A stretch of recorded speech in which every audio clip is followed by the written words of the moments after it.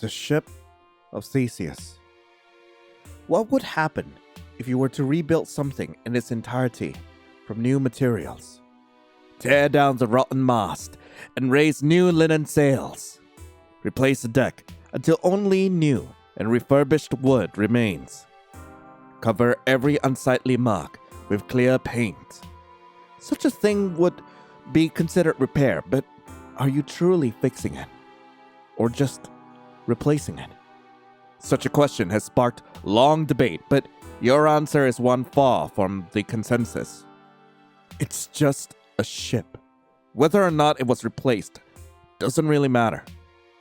Theseus is the reason it's even remembered at all. Without him, nobody would even question its identity. Thus, it is only up to Theseus himself whether or not that ship truly is his.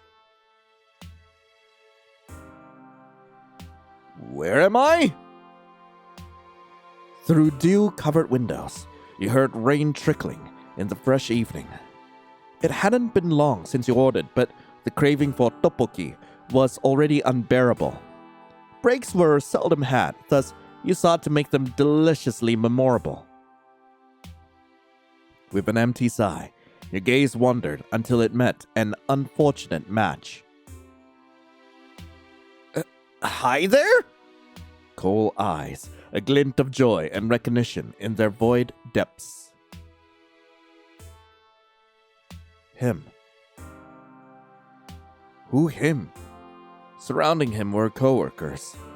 Each of them attempted a conversation with him, but was met only with a small chuckle and hollow gaze. They seemed desperate for his attention, yet he brushed past with swiftness, his target clear. Even your superiors appealed to him, to no avail. Annoyingly, he outranked you even here.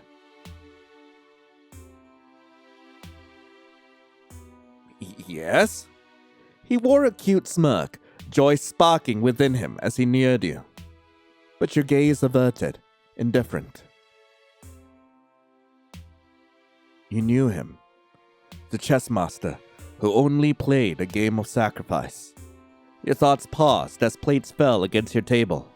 Unfortunate, however, was he who accompanied the meal, bearing 2 soju bottles. He slid one beckoningly across the table.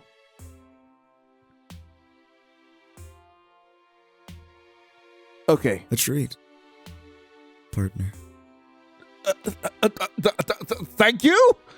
Did you have to sound like that?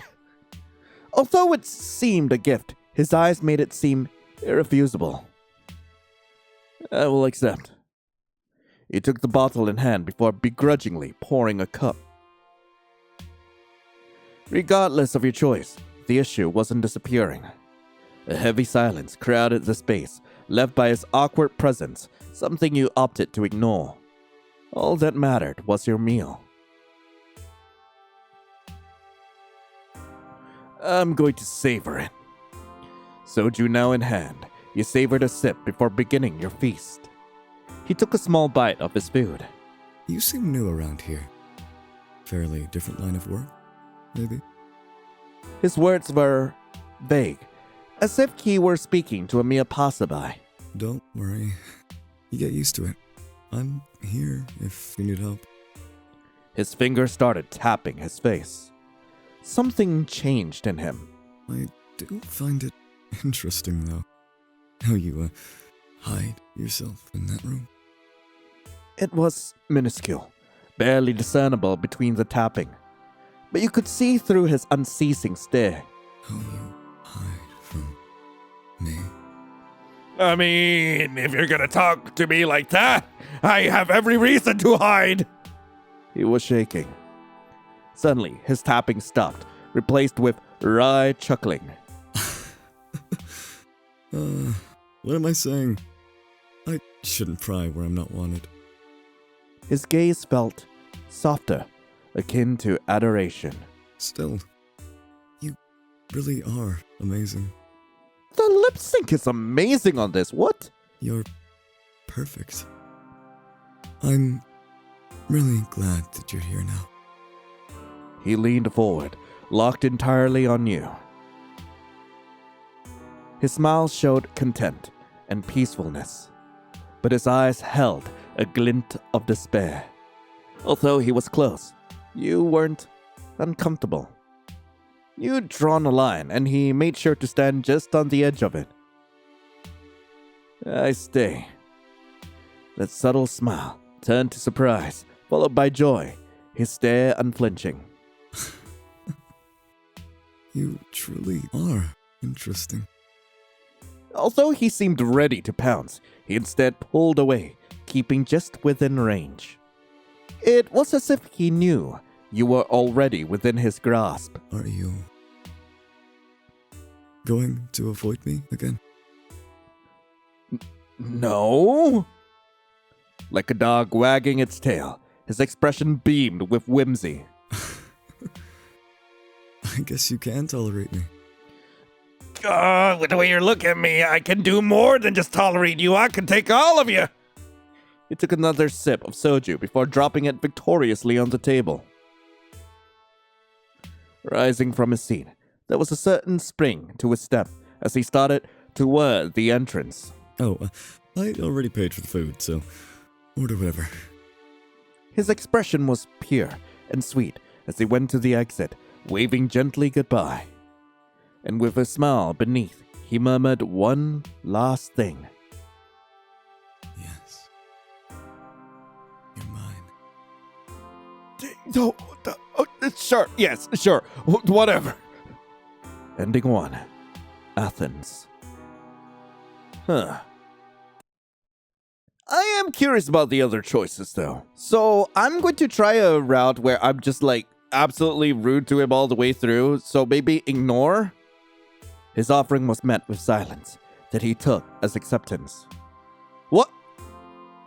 Regardless of your choice, the issue wasn't disappearing. A heavy silence crowded the space left by his awkward presence, something you opted to ignore. Let's skip through. I'm gonna finish ASAP. Without a second thought, you wolfed down your meal, attempting to alienate him and disappear. Embarrassingly, you were instead met with a chuckle. He took a small bite of his food. You seem new around here. Nah, not anymore. So skipping through, I retract. I forgot what he was trying to say. I'm retracting! It was a small change, the slightest recoil, but he noticed. He could see through your eyes that you weren't letting anyone in. The gentle smile on his face could only fall to a solemn pout. He leaned back, retreating from that line and returning to his own empty room. His expression felt hollow. Are you going to avoid me again? Yes.